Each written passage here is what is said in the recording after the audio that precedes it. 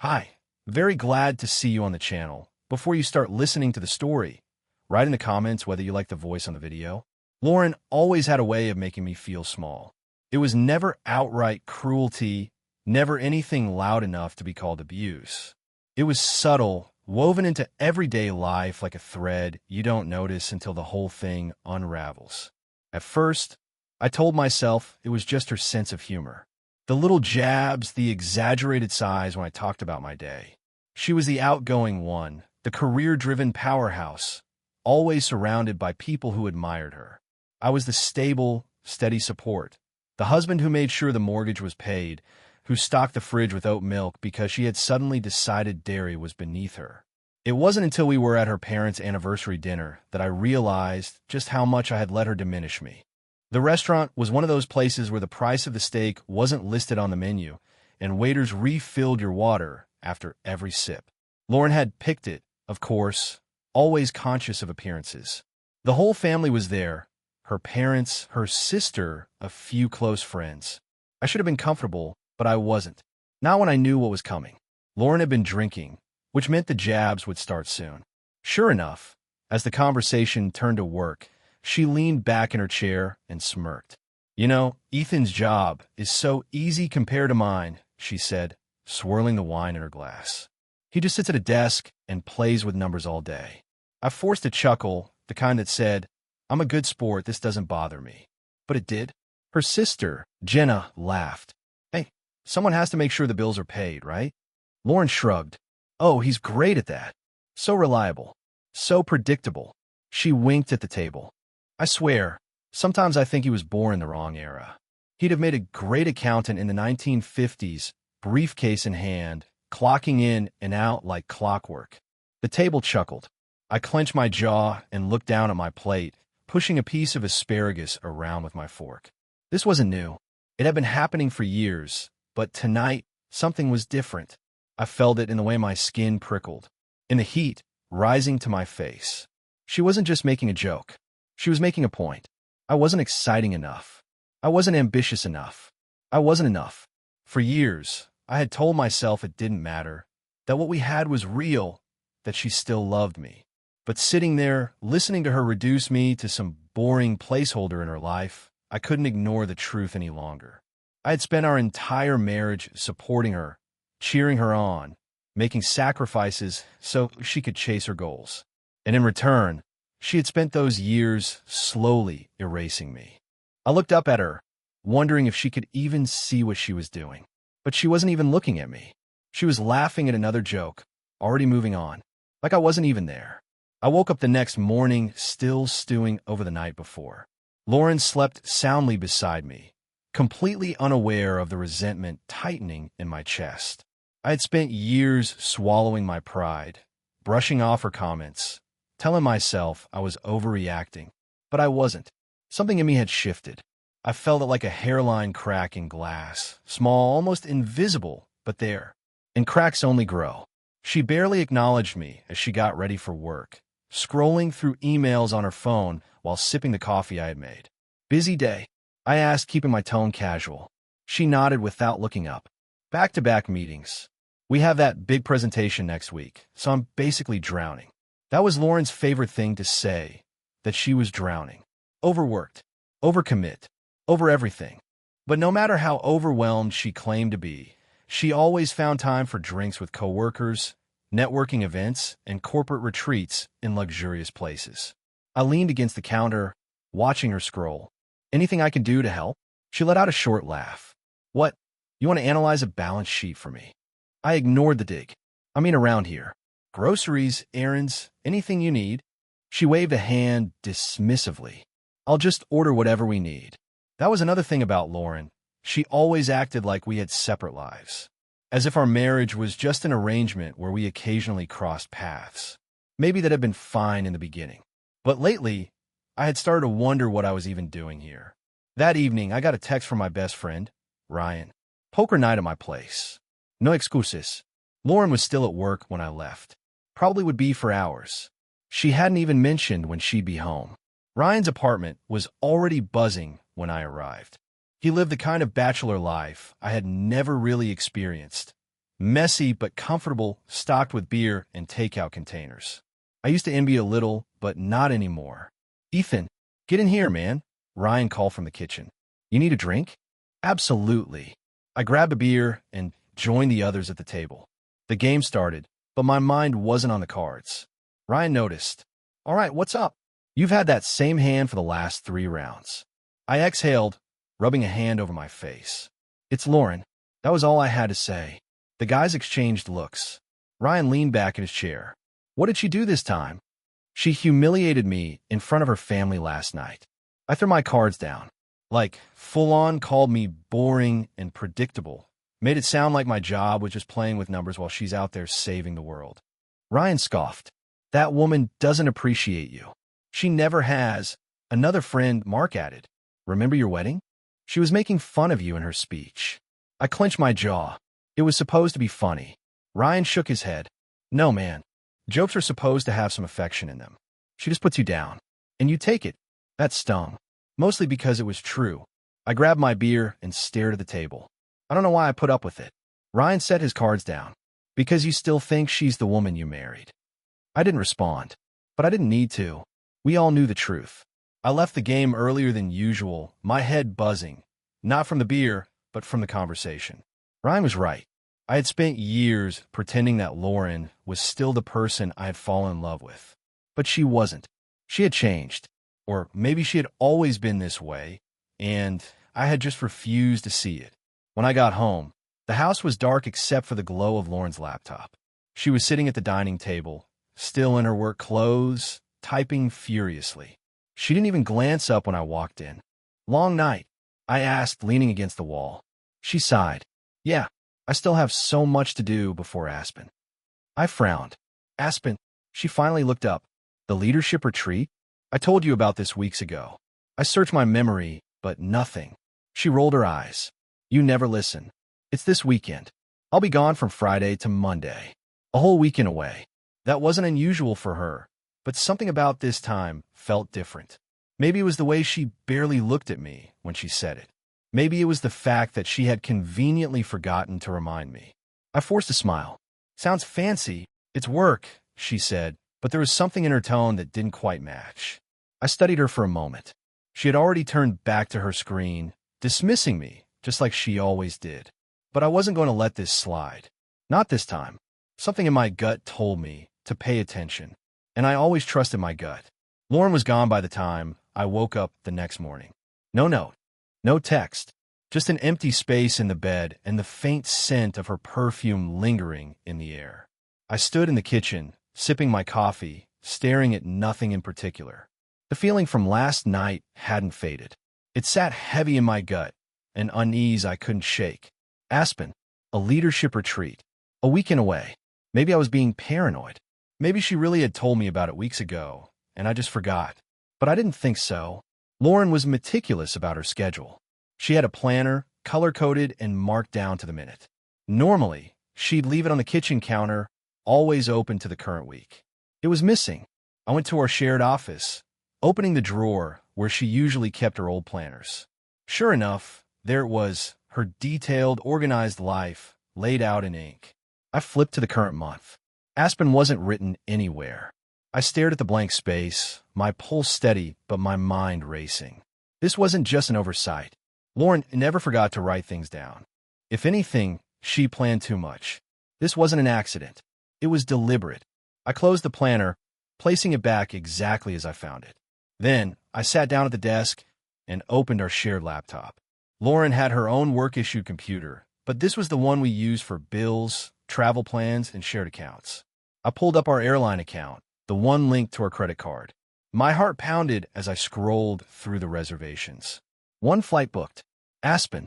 Round trip. Departure Friday, return Monday. Standard enough, except for one detail. The return flight wasn't under Lauren's name. It was under his. Non porteur. The name sat on the screen like a glaring red flag, one I couldn't ignore.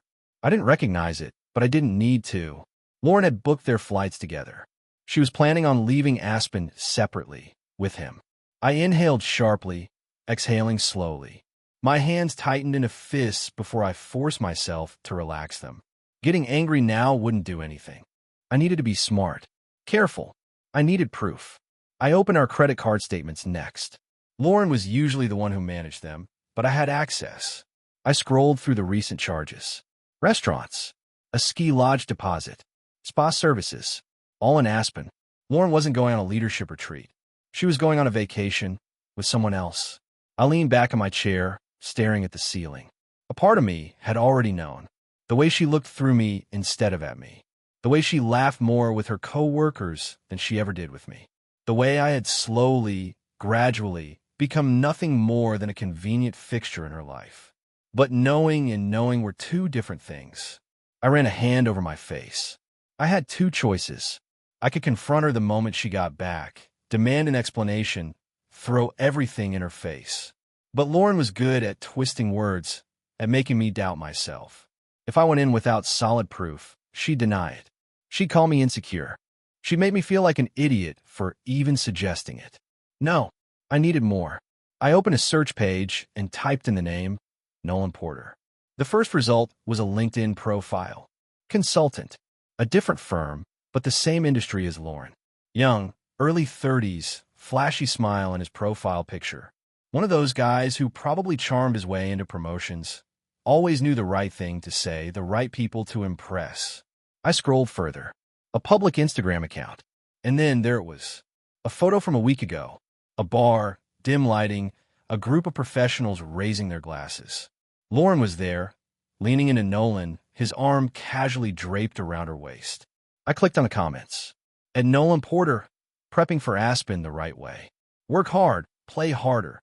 At Lauren O'Furry, looking forward to the real retreat. I sat motionless, staring at the screen. That was all the confirmation I needed.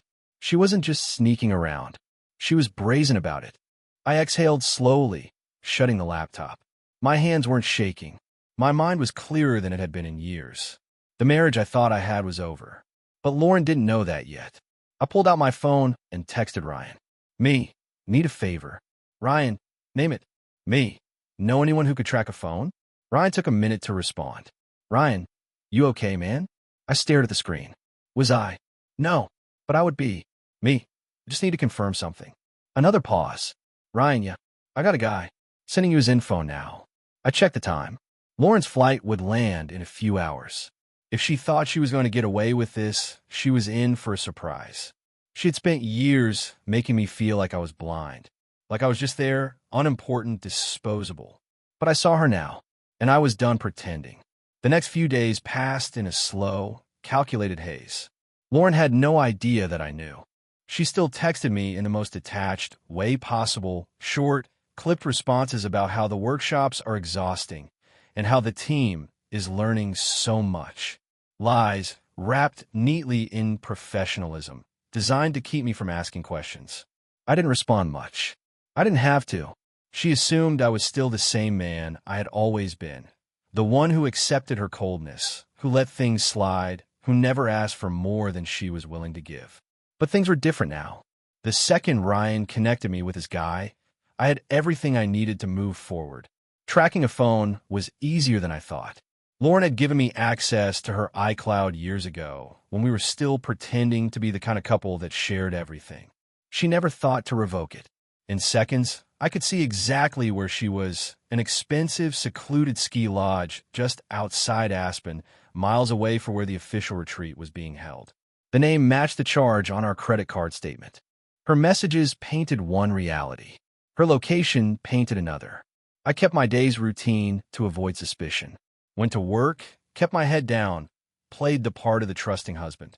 But every spare moment was spent planning. I wasn't going to confront her the moment she landed. That would be too easy, too expected. Lauren had spent years making me feel like a supporting character in her story. But she was about to realize that I wasn't just some forgettable extra. I was about to take control. The first step was securing my finances. I met with a private attorney, someone outside our usual circle, and explained everything. He listened quietly, nodding in the places where it was necessary. But I could tell he had heard cases like this before. You'll want to move quickly, he said finally. She might not know that you know, but the second she gets a hint of it, she'll do damage control. That means draining accounts, moving assets, making it harder for you to separate cleanly. I nodded. I already transferred my direct deposits to a solo account. What else? Do you have concrete proof of the affair? I pulled out my phone and slid it across the desk. The Instagram photo of Lauren and Nolan at the bar, the flight reservations, the ski lodge receipt, and the final piece, a fresh screenshot of her location, currently sitting in the heart of that very same lodge. The lawyer leaned back in his chair, lips curling slightly. She's sloppy. She's arrogant, I corrected. Even better. He clicked his pen and started writing. That'll work in your favor. If she doesn't see this coming, she won't have time to spin a narrative. You need to hit her with everything at once. I already had a plan for that. The next step was setting up my move. I had no intention of staying in the house once everything blew up. It had never really felt like mine, anyway. Lauren had picked it, decorated it, made every decision without me. I was just the one paying for it.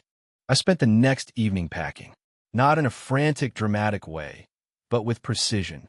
The things that mattered, the things that were truly mine, went into suitcases and boxes. Everything else, I left it. By Sunday night, everything was in place. Lauren's flight would land Monday morning. She'd probably come home exhausted, spinning some story about how draining the weekend had been, how she barely had time to sleep between all the workshops. And I'd let her. I let her go through her routine, let her sink back into her normal life, let her believe, for just a little while longer, that she had gotten away with it. And then, on Tuesday, I'd ruin her. Lauren had a team-wide virtual meeting that morning. One of those big, formal Zoom calls where they all pretended to be deeply engaged while secretly answering emails or scrolling their phones. I knew her password. I knew exactly how her company handled their virtual sessions. And I knew how to make an unforgettable entrance. That morning, I waited until she locked herself in her office, headset on, posture perfect, prepared to lead the discussion like the professional powerhouse she always pretended to be. I gave it 10 minutes. Just enough time for introductions to wrap up, for the agenda to be outlined. Then, I walked into the room without knocking. Lauren turned sharply, eyes wide, already mouthing something at me. Probably not now. Ethan, I'm busy, but I didn't stop. I walked straight to her desk, grabbed the mouse, and clicked share screen. The reaction wasn't instant. At first, there was just the lagging silence of a dozen people processing what they were seeing. The image I had pulled up was crystal clear. Lauren, in the hot tub of the ski lodge, sitting on Nolan's lap, smiling, wearing nothing but his unzipped ski jacket. I stepped back, watching the color drain from her face as her co-workers and superiors stared in stunned silence. Then chaos. Lauren, what the hell is this? Her boss demanded. Someone else gasped. Muffled whispers. A voice saying, oh my God. Lauren lunged for the mouse, slamming her laptop shut so fast I thought she'd break it. But the damage was done. I turned to her, keeping my voice calm. You're great at managing projects, Lauren, especially personal ones. Her lips parted, eyes burning with panic, rage, desperation. Ethan, I didn't let her finish. I turned and walked out, leaving her in the wreckage of the life she had built on lies. By the time she realized I was gone, I'd be at my new apartment, sipping coffee in a space that was truly mine for the first time in years. And by the time she thought about checking our bank accounts, she'd realize I had already moved my money. She had underestimated me. But now, she'd never forget me. I didn't look back when I walked out of that room. I didn't need to.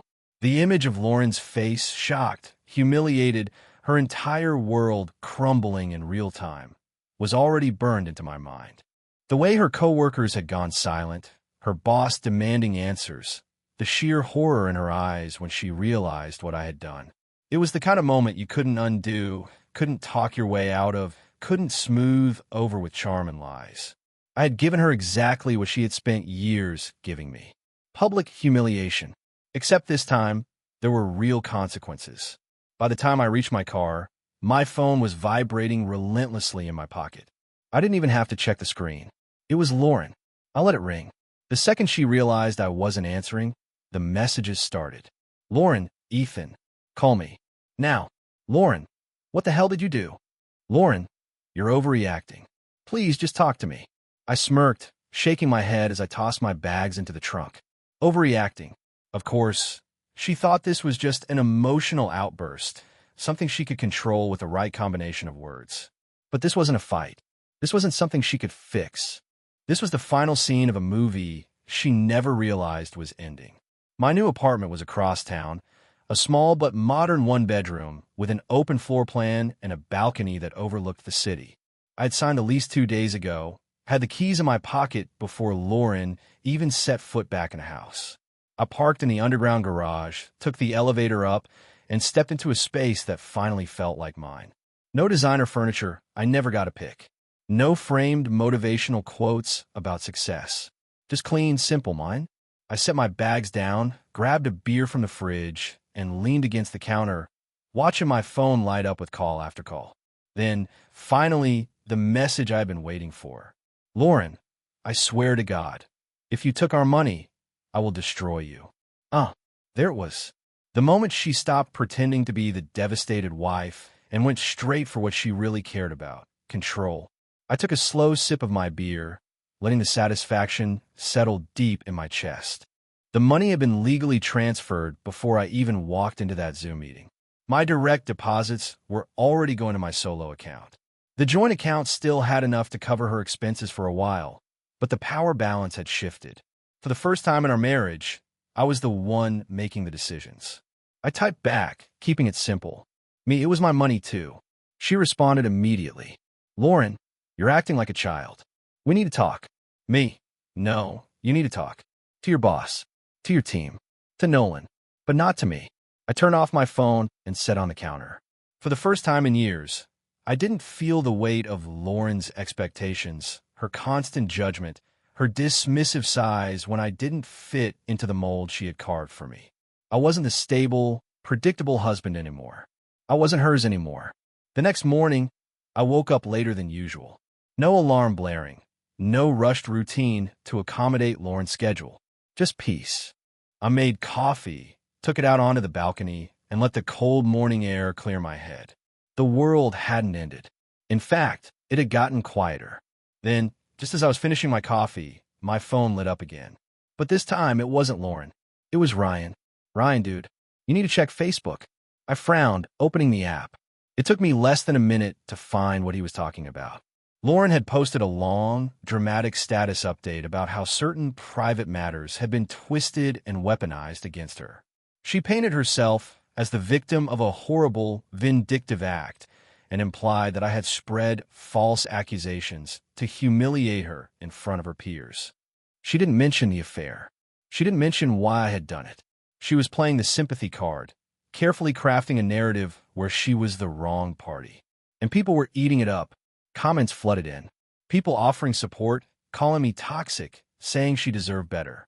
Her work friends, her old college classmates, even distant family members chiming in about how she had always been strong and how they hoped she was doing okay. I let out a slow breath, forcing myself not to react immediately. Ryan sent another text. Ryan, she's already rewriting the story, man. You need to get ahead of this. He was right. If I stayed silent, Lauren would control the narrative. She always had. She was good at making herself look like the victim, twisting situations so that I looked like the unstable one. But this time, I had something she didn't. Proof. I took a screenshot of the hot tub photo. Then, without adding any captions or explanations, I posted it directly under her status. The reaction was immediate. Her friends who had been blindly defending her suddenly went silent. Comments started disappearing. A few people who had been quick to call me toxic suddenly had nothing else to say. Then, the private messages started. Lauren, take that down. Lauren, this is harassment. I will get a lawyer. Lauren, Ethan, please. We can still fix this. I stared at that last message for a long time. Lauren still thought this was a game. That if she said the right words, played the right role, she could undo what had already been done. I typed my final response. No, Lauren. You can fix this, but not with me. Then, I deleted her number. I wasn't interested in dragging this out. I wasn't interested in the back and forth, the empty apologies, the pathetic attempts at damage control. I was done. Lauren had spent years making me feel like I was just an accessory in her life, something to be mocked, ignored, or replaced. But now, She was the one left standing alone, and I had never felt lighter. The house was no longer my problem. The marriage was no longer my problem. But Lauren? She still thought I was her problem to solve. I spent the next 2 days settling into my new apartment, adjusting to the quiet. No Lauren rushing around in the mornings, barking out last-minute requests like I was her personal assistant. No for small talk over dinner while she half listened, her mind already on something or someone else. Just peace. That peace didn't last long. Lauren showed up unannounced on Wednesday evening. I had barely finished unpacking when the knocking started, sharp, insistent, echoing through my place like a warning. I knew it was her before I even looked through the peephole. She was standing there, arms crossed, face tight with barely contained rage. I debated ignoring her, letting her stew in the hallway, but I was too curious. I wanted to see what version of Lauren I was getting tonight. The devastated wife? The scorn victim? The cold, calculating strategist? I unlocked the door and opened it just enough to lean against the frame. "You're not supposed to be here, Lauren." She exhaled sharply, pushing past me before I could stop her. "Are you serious, Ethan? You won't return my calls, won't answer my texts, and now I'm supposed to just accept that you've walked away without a conversation? You mean the way you walked away from our marriage before Aspen?" I shut the door and turned to face her. She scoffed, pacing my living room like she had a right to be there. "You humiliated me in front of my entire company. You exposed me." I tilted my head. "No, Loudon. You exposed yourself. I just made sure everyone else saw the truth, too." She shook her head, jaw clenched so tight I thought she might break a tooth. "You think this makes you look good? You think people don't see you as bitter and pathetic?" I let out a short laugh. "Lauren, I don't care how I look to your people. I'm not trying to win a popularity contest. I'm just making sure you finally deal with the consequences of your own choices." Her expression flickered, like she hadn't expected me to be so unshaken. "You don't even care about what we had, do you?" "What do we have, Lauren?" I crossed my arms, because from where I'm standing, it looks like I spent years being your backup plan. Your stability while you chased excitement somewhere else. And I was too stupid to see it until now. She swallowed, something shifting in her posture. A crack in the armor. "It wasn't like that, wasn't it?" I gestured toward the door. "You've already rewritten the story in your head, haven't you? You've convinced yourself that I pushed you away, that I made you cheat, that you had to look elsewhere because I wasn't enough. That's how you justify it to yourself, right?" Her silence told me everything. I took a step closer, lowering my voice. "You weren't unhappy, Lauren. You were bored. And instead of fixing what we had, you burned it to the ground and expected me to sit in the ashes." She finally met my eyes, her own filled with something I couldn't quite place. It wasn't love. It wasn't regret. It was something colder. "You're going to regret this," she murmured. I smirked. "That's where you're wrong." She let out a sharp breath, shaking her head as she grabbed her purse and stalked toward the door. She yanked it open, then paused, looking over her shoulder. "I hope you enjoy your new life, Ethan, but don't expect it to be better than what you had with me." I didn't bother responding. She walked out, slamming the door behind her. I stood there for a moment, listening to the silence settle around me again. Then I smiled, because she was wrong. It was already better. Lauren's downfall came faster than I expected. I didn't go looking for updates, but they found me anyway. Ryan sent me a screenshot of a LinkedIn post from one of Lauren's coworkers. A vague but pointed statement about integrity and leadership and how some people aren't as polished as they pretend to be. Then came the industry gossip. Lauren had taken a sudden leave of absence, which everyone knew was just corporate speak for deciding whether to fire you or not. Her spotless reputation was in pieces. And Nolan? He was gone. He had deleted his social media, blocked Lauren, completely disappeared. I got confirmation a few days later when Ryan called me, barely able to contain his laughter. "Dude, you are not going to believe this. Try me." Nolan dumped her. Like hard. Turns out he did have a girlfriend, and she found out about the whole thing. Apparently, she went nuclear, messaged Lauren's boss, sent emails to their clients, even threatened legal action. I let out a low whistle. Damn, guess he's not her happily ever after all. Ryan chuckled. Nah, mun. He bailed the second things got complicated. I heard from one of my contacts that he's already relocated. New job, new city. left Lauren to deal with the wreckage on her own. I leaned back in my chair, letting the satisfaction settle deep in my chest. Karma works fast. Damn right it does, Ryan agreed. Lauren had spent years thinking she was untouchable, that she could manipulate every situation to her advantage. But now she had nothing. No husband, no lover, no respect in her industry. I wasn't the one suffering. She was. The official divorce proceedings started 2 weeks later. Lauren hadn't reached out since the night she barged into my apartment, but I knew that silence wasn't surrender. It was strategy. She wasn't done fighting. She was just waiting for the right moment to strike. And strike she did. I got the notice in my inbox one morning. Lauren had filed a counterpetition contesting my terms. She wanted alimony. She wanted the house. She wanted to negotiate. Ryan came over that night, shaking his head as he read the paperwork. Damn, man. She really thinks she's going to walk away with your money after all this? I took a sip of my beer, unbothered. She needs to think that. It's all she has left. And it was true. Her career was dead in the water. Her social life had crumbled. The friends who once gathered around her at parties had gone quiet, keeping their distance, afraid of the fallout. The woman who had spent years making me feel like I wasn't enough was now the one clawing for scraps. I met with Jacob, my attorney, the next day. He read through Lauren's claims with a small, knowing smile, like he had seen this play out 100 times before. She's desperate, he said, flipping a page. She knows she's got nothing, so she's trying to stall, drag things out, exhaust you. She's not getting a dime, I said flatly. Jacob nodded, and she won't. But she's going to make it as difficult as possible. I leaned back in my chair, exhaling slowly. What's the fastest way to end this? Jacob steepled his fingers, thinking. We put everything on the table. We go to mediation, but we make it clear she has no leverage. We show her the evidence, the financial records, everything. She either walks away with nothing, or she takes a long, messy court battle she can't afford. That was fine by me. Lauren thrived in chaos, but only when she was in control. This time, she wasn't. 2 weeks later, we sat across from each other in a sterile conference room, attorneys on either side. It was the first time I'd seen her in person since she had stormed out of my apartment, and she looked different, tired. The woman who had always been so effortlessly composed, who prided herself on being untouchable, was unraveling. There were faint circles under her eyes, a stiffness in her posture that hadn't been there before. I didn't feel sorry for her. The mediator started the session, running through the formalities. Then Jacob took the lead, laying everything out in precise, clinical detail. The infidelity is documented, he said, placing a file in front of her lawyer.